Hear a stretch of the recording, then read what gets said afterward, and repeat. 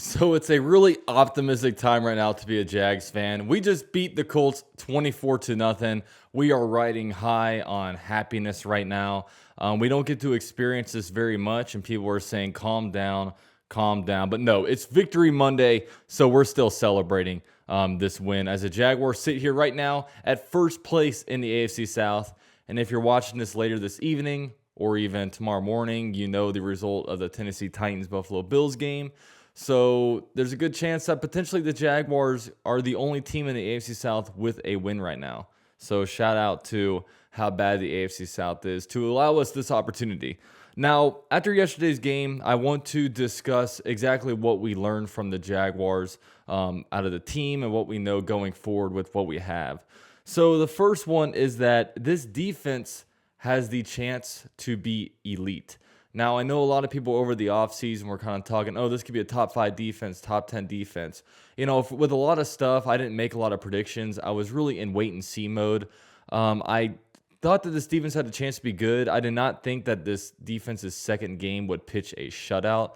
But we knew that, look, there's going to be a lot of new pieces on the team. It's just all about how quickly they can play together. Against Washington, you saw a team that, they gave up 2 touchdown drives to start the game. Then they played good from quarters 2 to 3, and then we let it up at the very end.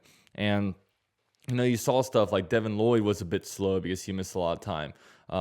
You also had Darius Williams not play super well. Also, Shaquille Griffin just had a bad game. There were some individual bad performances, and overall, the Jaguars did wind up barely losing that one. But this time, 0 points were let up. It was a defensive masterclass. And if you look at some of the stuff from when you compare this year to last year, 2021 on the season, the Jaguars had 32 sacks. That was 28th in the NFL.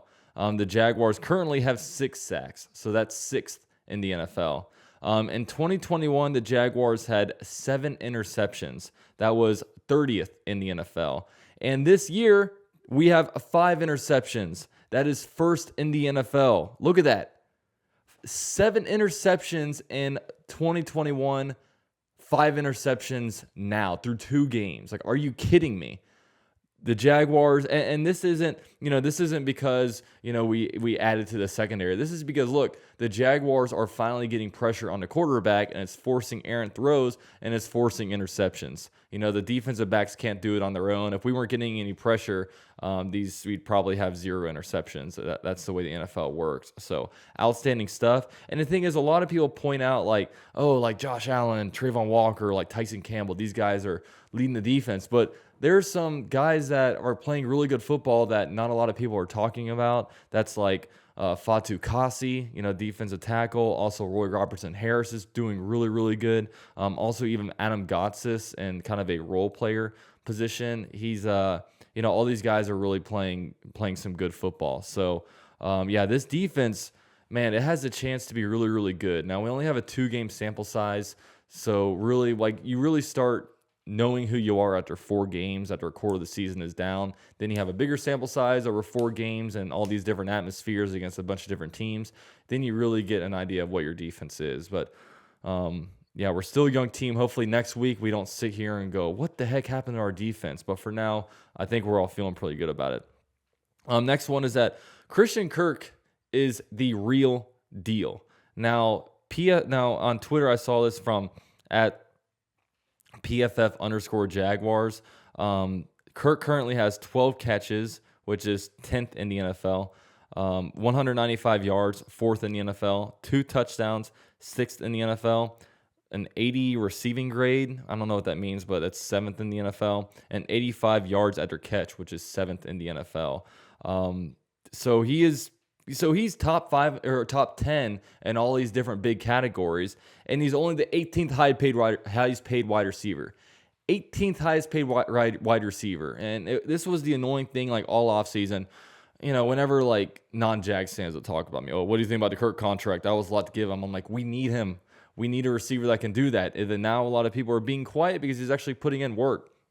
And I know for me, I was wondering about this one because I'm like, okay, like, you play a slot receiver that much money, but then, you realize that, look, Cooper Kupp, he plays most of his plays out of the slot. Even Tyreek Hill's a big slot guy. Devontae Adams too. So really, some of the best receivers out there do play from the slot. So really, with this one, man, like it's looking like an awesome signing. And right now he's unguardable. I mean, players can't. The defenses can't stop him. So I'm hoping that he continues to keep playing well. He's getting in the end zone. He's getting the long passes. That ball that Jamal Agnew dropped, that deep ball, had that been Christian Kirk, he would have came down with it. So I'm really liking what I'm seeing out of Kirk so far. I'm liking that they're keeping him in the slot. 81.8% of his plays are out of the slot. So looking like a really good signing for the Jaguars.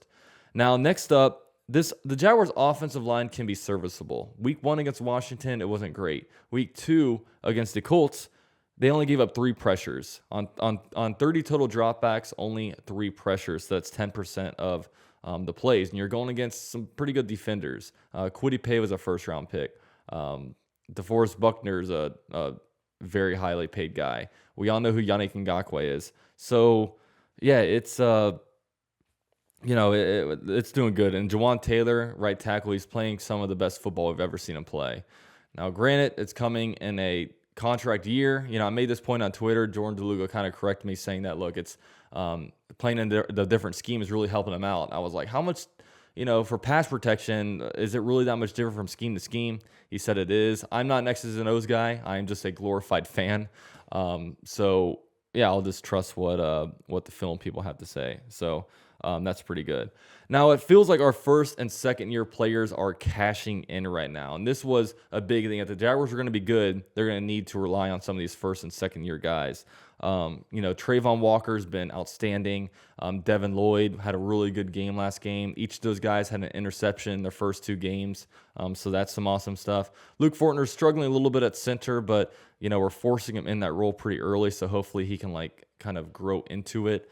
And you look at the second year guys, Tyson Campbell, Andre Sisco are each having, good years. So we're hoping that we continue to see these guys put in that work and maybe even turn into Pro Bowl players, because that's the nucleus of the team. Next up, Trevor Lawrence is definitely an ascending player. There were some people, because after game 1, there were some people worried about him because it's a small sample size. He didn't have the best year last year. A lot of it was coaching, this, and that. After the first game, he missed a few plays. He had some good throws, some bad throws, but overall, it felt like had he played better, we would have won the game. This last game was outstanding from him, 82% completion percentage.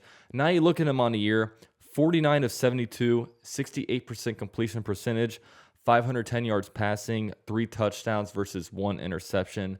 And, all offseason, everyone, I never really said this, but everyone was saying, oh, we're treating this like his rookie year. It's going to be his rookie year. And I was kind of like, look, he has 17 games under his belt. He's not a rookie. But as I'm looking at this year, what I'm seeing is now instead of seeing it as a whole entire season, we're looking at it from game to game. And then now you can really see how he progresses, how he goes from game to game, from month to month. And then that's really what it's all about, looking at it like that way. So, yeah, it's treating it like his rookie year, and we're going to keep evaluating it like that. So hopefully he continues to, really feel comfortable in the offense. Now, next up is that coaching is excellent. I love the coaching so far. You got to give shout outs to some of the different groups. The wide receiver room, we go into this year, it's not that great. The NFL, if you rank it, it's not in the top echelon. But somehow these guys are running open. These guys, they're throwing downfield, and these guys are getting open. So big shout out to Chris Jackson, who's the current wide receiver coach, for, kind of bringing out that potential. Also, Phil Rauscher is the offensive line coach. It's definitely a big, upgrade from Warhop, because the offensive line playing a little bit better. Also, big shout out to Mike Caldwell, defensive coordinator. His second game as DC, pitches a shutout. So awesome stuff. Press Taylor as offensive coordinator. Also pretty exciting to see how well this offense especially did last game. Probably got to get the run game going a little bit more, but given the game, we really didn't, second half, they knew we were going to run it. So we'll cover more of that, I guess, later on. But I guess the final thing that we learned is that, look, our potential is really, really high. And a big reason for that is because the AFC South is awful. I mean, that Colts team, that's the team that's supposed to be best in the AFC South. I don't think so. I mean, and I know they're a little bit injured, but I don't see that team. I don't see Matt Ryan looks washed. Okay, and we're gonna see more from the Titans tonight, how they're gonna do.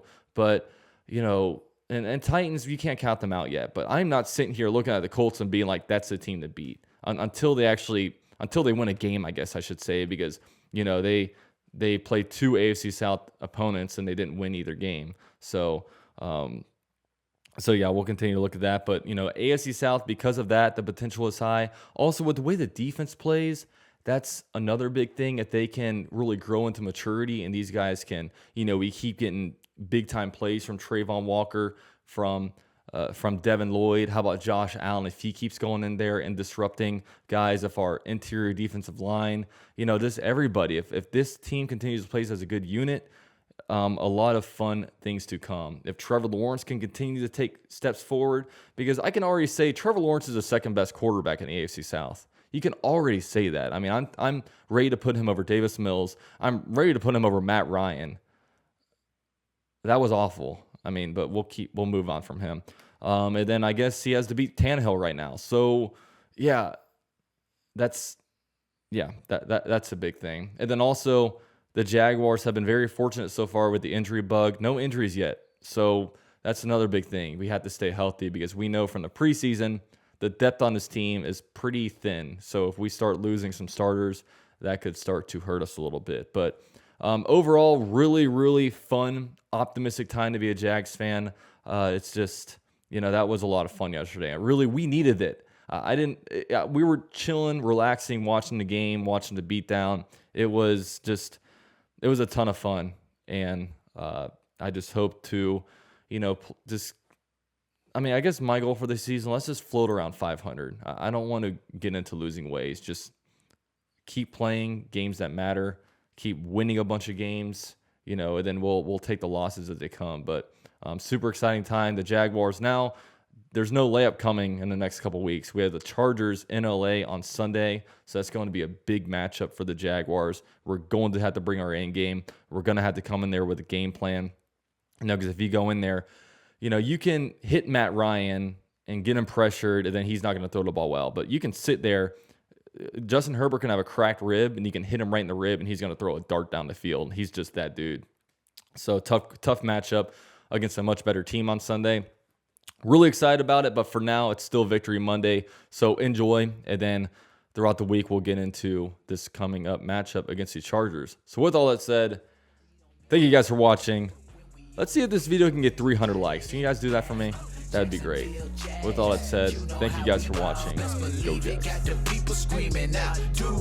Okay, Jacksonville Jaguars. Too much for your crew to handle. Keep it lit, and this is the #1 YouTube channel by UCF Jaguar. Yeah, we about to blast off. If you've been a fan, then this is the dopest platform. Yeah, never hold back. Gotta represent for the teal and black.